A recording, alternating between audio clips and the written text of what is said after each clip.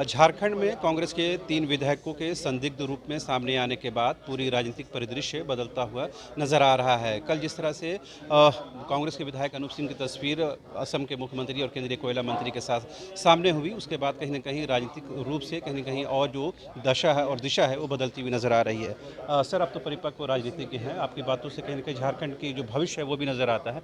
हम ये जानना और समझने की कोशिश कर रहे हैं, झारखंड की राजनीति किस दिशा में जा रही है, किस ओर जा रही है?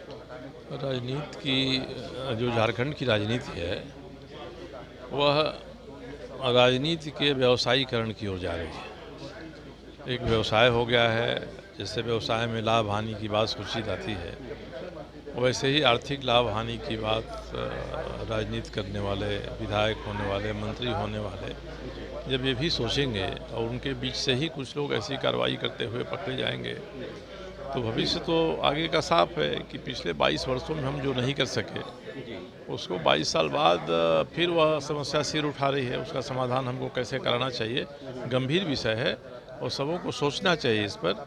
यही स्थिति रहेगी तो झारखंड आज नहीं तो कल राष्ट्रपति शासन के हवाले हो जाएगा। जी।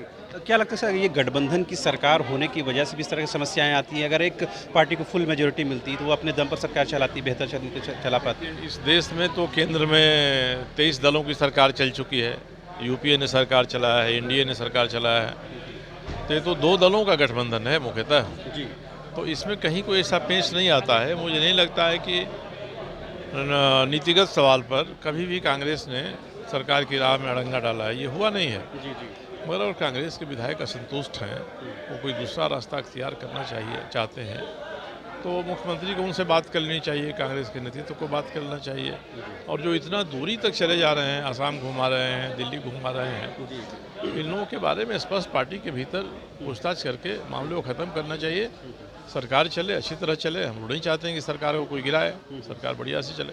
सर, आपने जब से कहा है मुख्यमंत्री को तमाम विषयों को लेकर अपना स्थिति स्पष्ट करनी चाहिए, उसके बाद 2-3 बयानात मुख्यमंत्री के आ चुके हैं, उससे कहीं न कहीं उन्होंने बात बताने की कोशिश की है और स्टैंड क्लियर करने की ज़रूरत है मुख्यमंत्री को।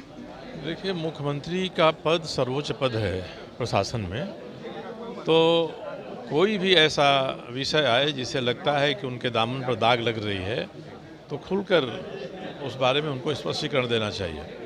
जिस तरह से अब स्पष्टीकरण दे रहे हैं उसको और साफगोई के साथ स्पष्टीकरण देना चाहिए। और उनके नज़दीक रहने वाले अगर दोषी हैं, सबसे पहले उनके ऊपर कार्रवाई होनी चाहिए।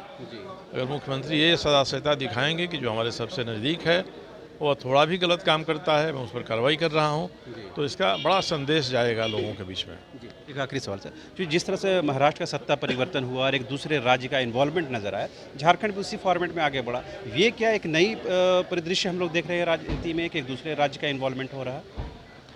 दूसरे राज्य का इन्वॉल्वमेंट, जो अखिल भारतीय पार्टियां हैं उनकी तो इकाइयाँ सब जगह हैं, जी। वो जो उचित समझती हैं करती हैं।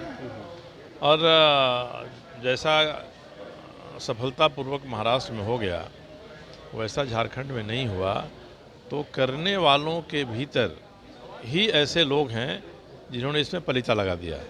जी।